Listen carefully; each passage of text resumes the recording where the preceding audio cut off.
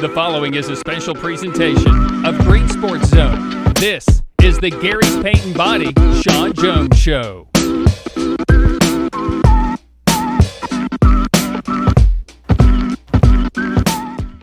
Welcome back to First Horizon's Greene Sports Zone. Welcome back to this week's edition of the Gary's Paint and Body Shop Shawn Jones Show, where we cover everything atop of Rebel Hill with the South Greene Rebel football team. In just a minute, we'll recap the historic win over Daniel Boone for the first time in 54 years and preview this week's trip up to Mountain City for the clash with the Longhorns. But as always, we need to get a word in from our sponsors first. So we'll be right back after this quick billboard here on First Horizon's Greene Sports Zone. The Gary's Paint and Body Shawn Jones Show, brought to you by Gary's Paint and Body Shop, the IHOP at Davy Crockett TA Travel Center, Ashley Drug Center, Gateway Ford Nissan, and by Tommy's Plumbing. Here's a twist on your typical banking options. What if instead of choosing between a big bank or a small bank, you had one bank that's the best of both? That's First Horizon. Big bank muscle with small bank hustle. Big bank convenience and small bank connection. When the best of big meets the best of small, you get it all. To help you on the road to your horizon. First Horizon Bank. Welcome back to First Horizon's Greene Sports Zone, and welcome back to this week's edition of the Gary's Paint and Body Shop Shawn Jones Show, where we cover everything atop Rebel Hill with the South Greene Rebels football team. As always, I'm joined here with Rebels head coach Shawn Jones. Coach, how's it going this week? Doing fine. All right. Let's talk about a big win. Yeah. First time in a long time. Not as long as some players think, but quite a long time. Broke a pretty lengthy streak in the process. Went up to Gray on Friday night. Took home a big 32-17 win over Daniel Boone, a team that you tried to get a win over in previous years, just weren't able to do it. You're able to do it this time. What did it take on Friday night? Well, determination was a big thing. We go up there, and again, they've got more kids than us, but at 5A school, Coach Jenkins does a great job with Boone, and I played him. I think the first year I ever coached, they beat us 14-0.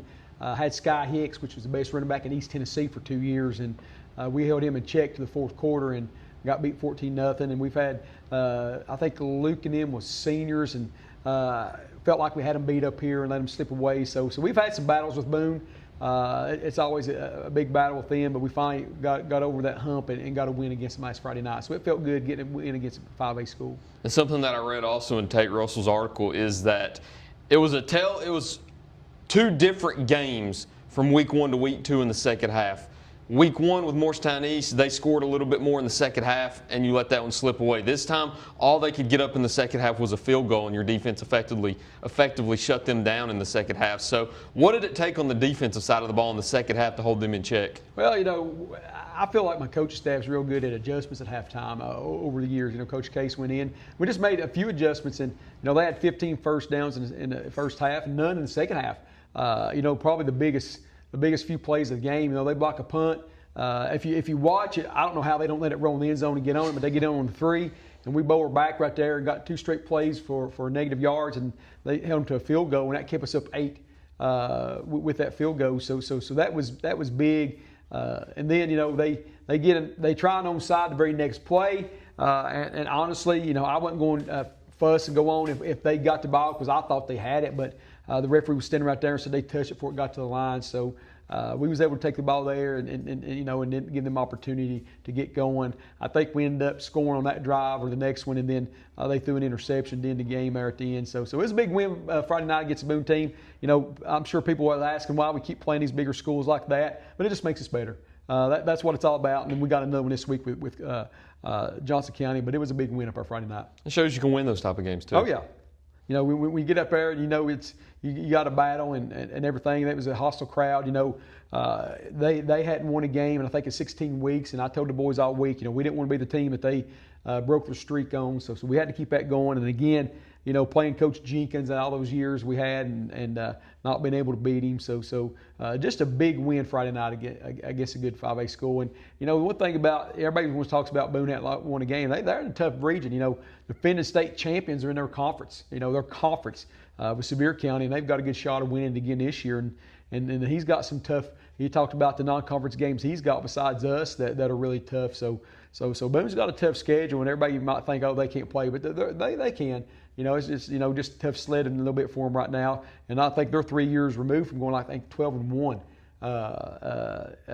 And that was when we played them 3 years ago. They beat us 26-0. They went 12-1 that year. So they're 3 years removed from that. So just a good win for us here at South Greene. I want to talk about the offense now that we've talked about the defense, because you get 272 yards of total offense, and from what I understand, all of it was rushing. Yeah, all of it was on the ground, yeah. And 99% of it came from Nash Rader and Trip Neese. When 1 and 29 were carrying the ball, they knew that they were going to get it, but they just couldn't stop them. And I think a big chunk of that has to go towards the offensive line. Before we talk about the two playmakers, how great did the offensive line play on Friday night to open that up? Well, that's interesting you say that. I told the offensive line preseason that, if you get the job done, I'll share a talk about you.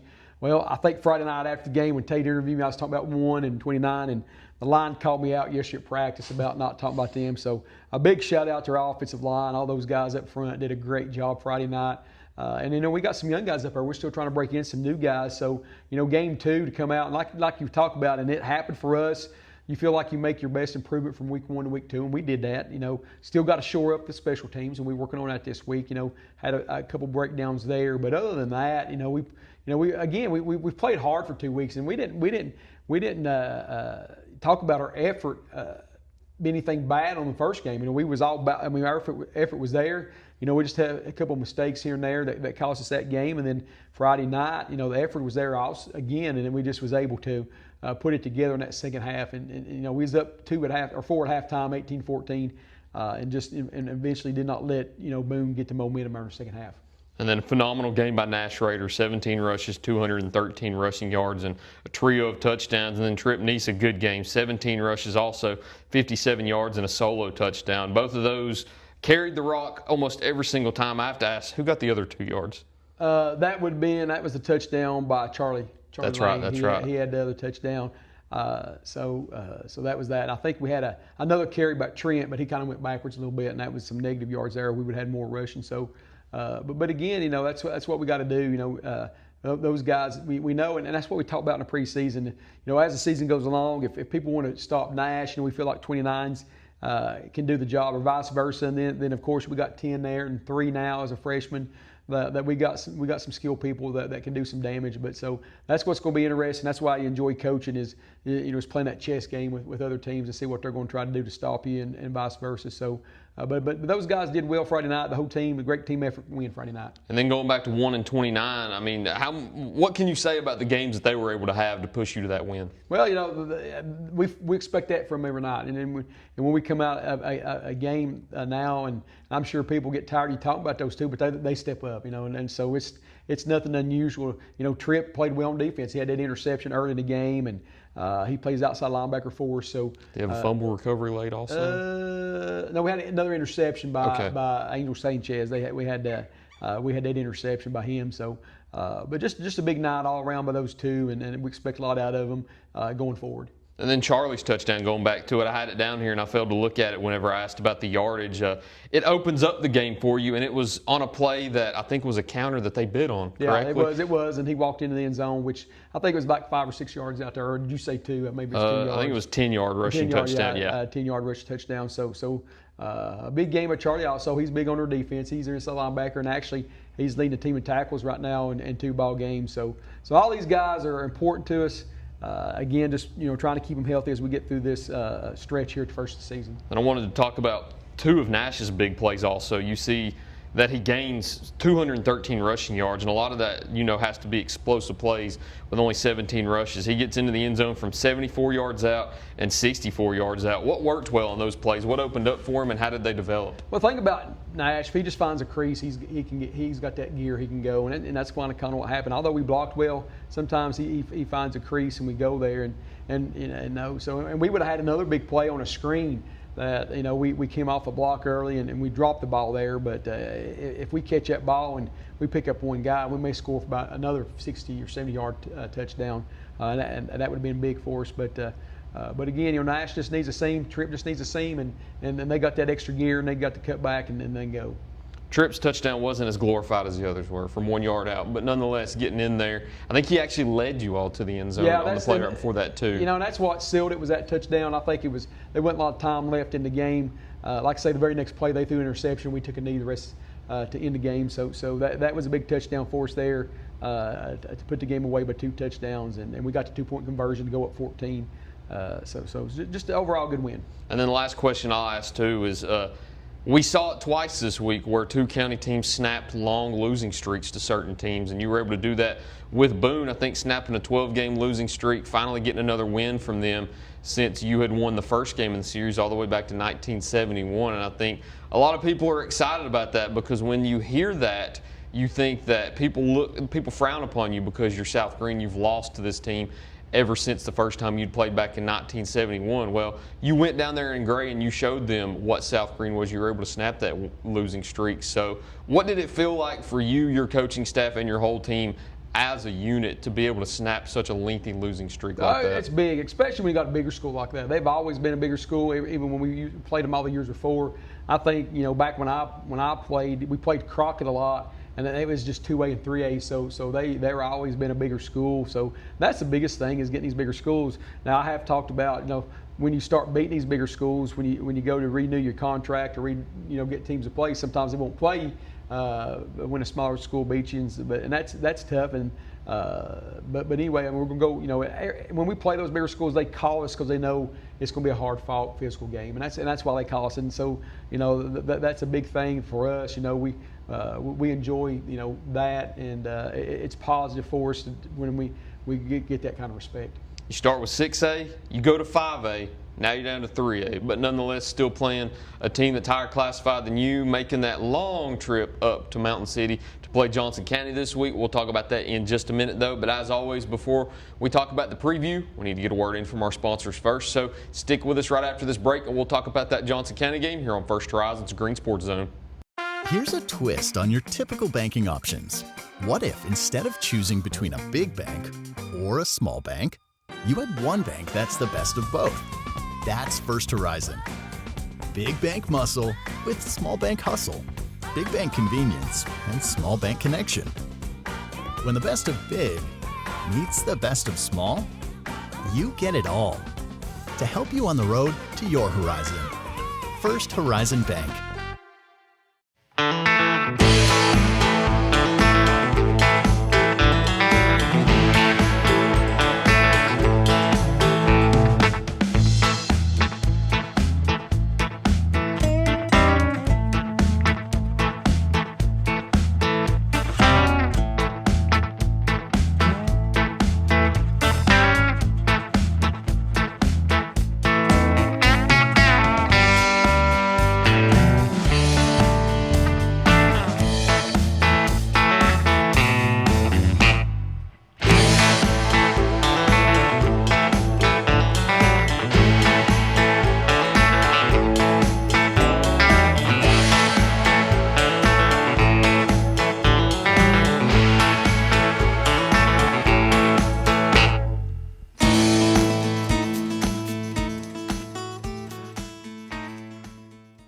Tommy's Plumbing has been in business for 30 years, and we're still growing because we treat our customers like family. We are proud to do any job, from kitchen faucet installation to a complete home repipe. Tommy's Plumbing offers warranties on most products installed by our technicians. When the job is done, our friendly professionals make sure to clean up. We invite you to visit our new showroom in Jonesboro to see our quality products for yourself. Tommy's is the only one to call when you need a fast, reliable, professional plumber in the Tri-Cities. At many dealerships, you get what you'd expect: games, gimmicks, and shady sales tactics. At Gateway Nissan in Greenville, expect the unexpected: low prices, convenient service, and a great buying experience. Get our Gateway exclusive lifetime powertrain warranty. No worries for life. You deserve the unexpected. It's the #1 reason you gotta get to Gateway. Shop online at GatewayNissanGreenville.com. Or take the super short drive down Highway 11E to Gateway Nissan in Greenville. Win or lose, it's a family tradition.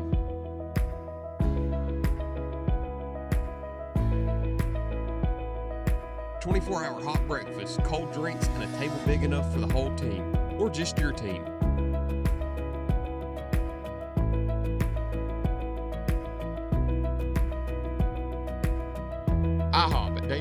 Travel Centers, breakfast that brings you back.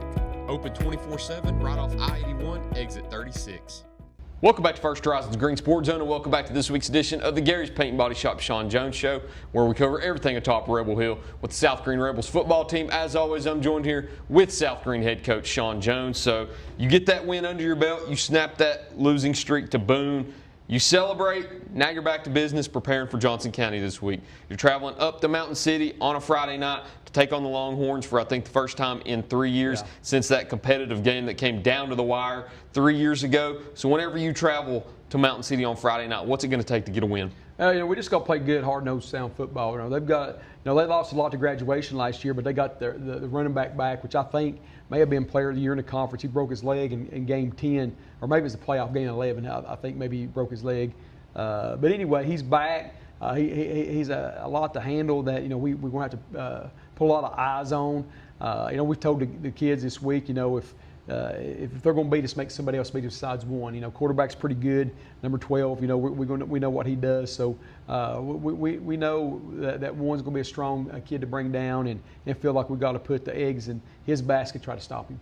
And then what are they going to run on offense? I know you talked about who they're going to run through, but what kind of sets and formations are they going to throw at you? Well, there was some spread and 3-by-1. Don't do that a whole lot, but they like to throw out of it. And they like to try to get to the edge. They're going to bring some trips and what we call closed trips to try to get wide, and they're going to bring a tight end and an H-back and shift them to try to get you to not shift and get one wide, and they're going to roll the quarterback out. So if you watch them and you scout them real good, they like to get wide. It don't look like they like to run between the tackles a lot, and maybe that's a good thing. Maybe we got speed on the outside that we're going to try to stop them with. But they do a good job. They're going to throw the ball. They got some guys they like to throw it up to at least a couple times throughout the night. But one's what makes them go.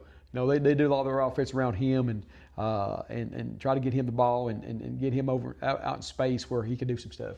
And if they've watched any film, they know what's coming. You're running it with 1, you're running it with 29, you're running it with 10, you're running it with 3, whoever you run it with. So whenever they step opposite of you on offense on Friday night, what are you going to see from their defense to try to slow you down? Well, sometimes they raise some crazy formations on defense. It's kind of different than we've seen. They'll run a 4-front with a 3-1 technique and 2 5s is a normal thing. But then their linebackers are doing different stuff. So we've got to be sound blocking. We got to make sure that we block who we're supposed to block.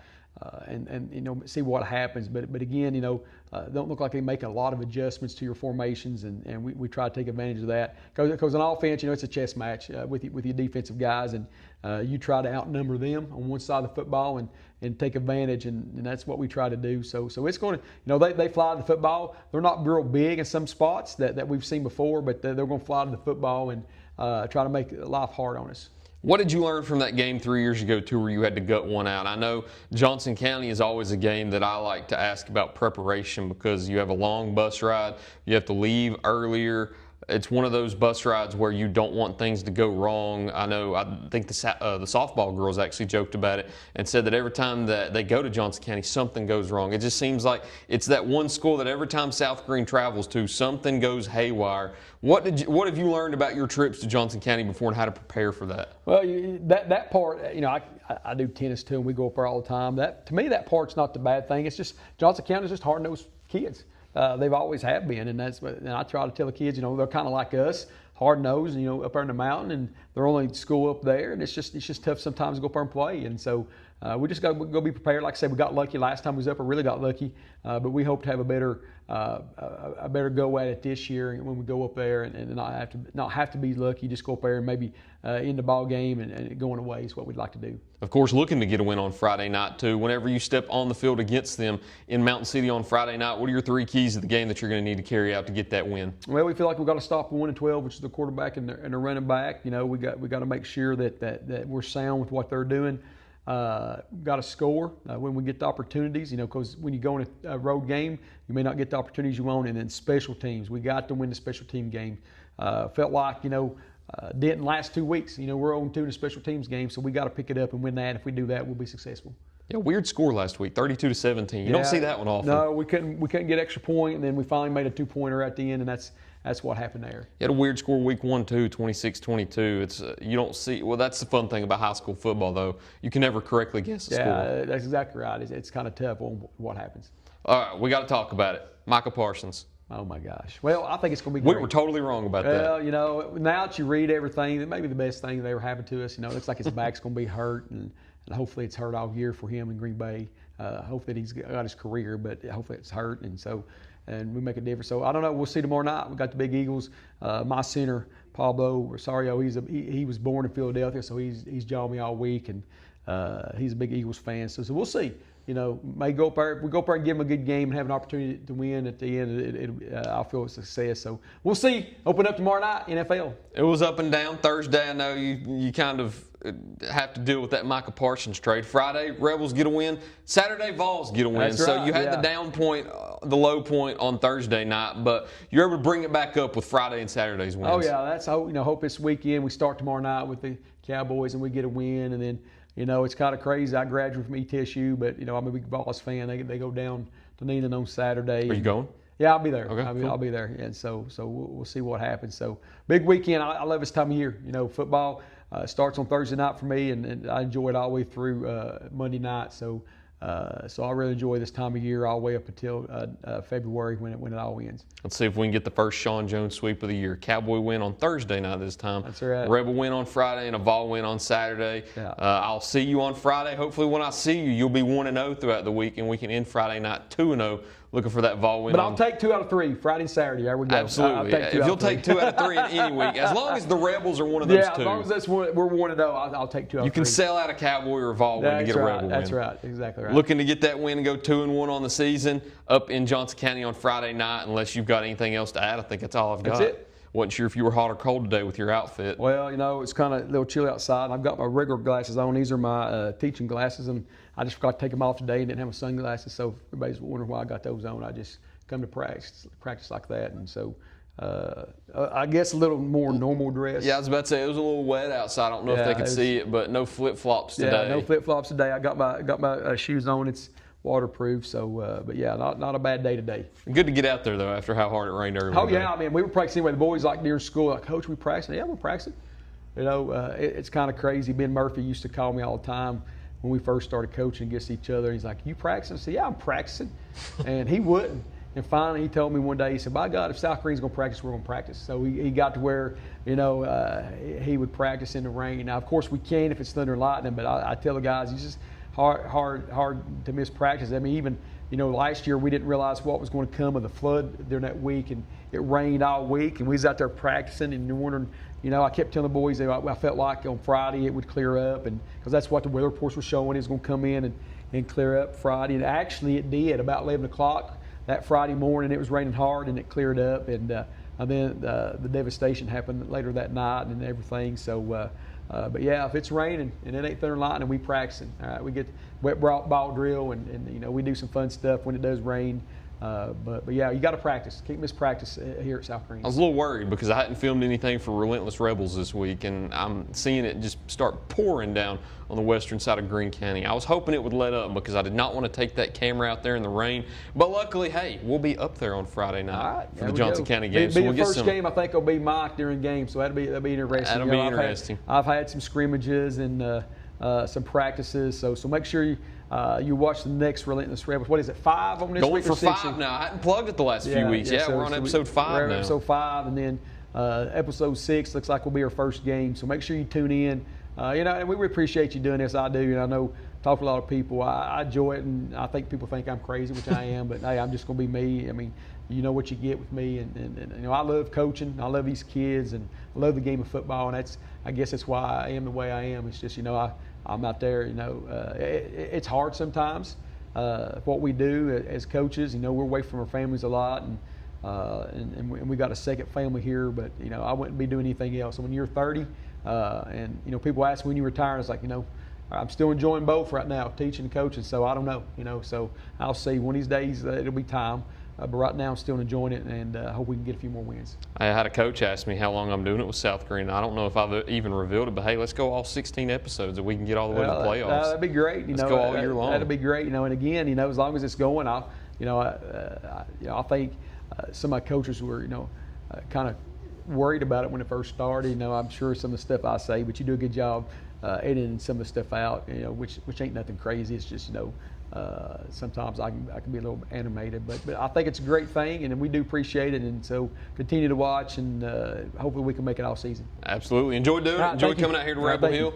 Hopefully get a win on Friday night. Hopefully be a good episode 6 whenever you see that Johnson County episode. But until then, watch Relentless Rebels this week, and thank you for watching this week's edition of the Gary's Paint and Body Shop Shawn Jones Show. Look forward to seeing you next time here on First Horizon's Green Sports Zone.